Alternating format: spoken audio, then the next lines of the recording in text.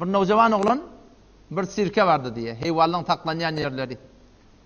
Bir dağ yalı pil dağıllı diye bir incecik tanap bilen. O zaman sahabe sirkten soradı diye.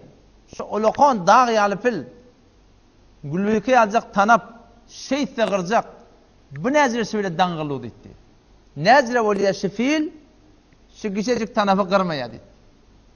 Ol sahabe sirk aytdı diye bir fil hiç vaxtda da bu tanafı kırıp başarmar. O nezire onna gurunçtadan başladı diye ki biz avval min gişecik ka gayim tanap bilen dağdık.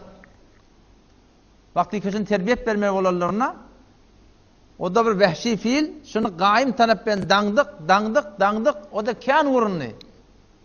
Başarmadı.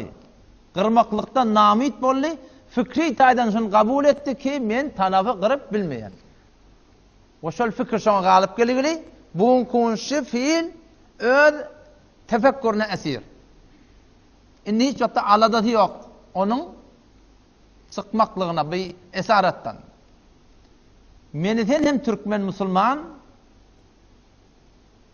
neçe ilminin evvel şu Türkmen milleti namusa, haya, hicaba, gayrata, edermellige, cömertlığa misal olursa hıtmada gidiklerin oğlarla vardır.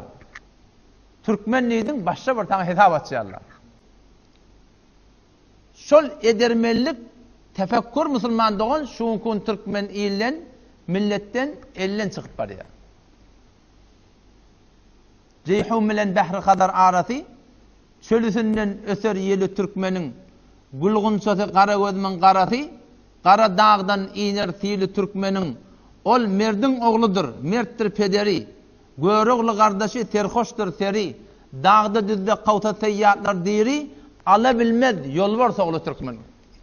Şol yolvar oğlu Türkmen yolvarlığını şunkun tefekkürünü negereşini cami'a dünya ahirete zayıf olansan elle mert var ya.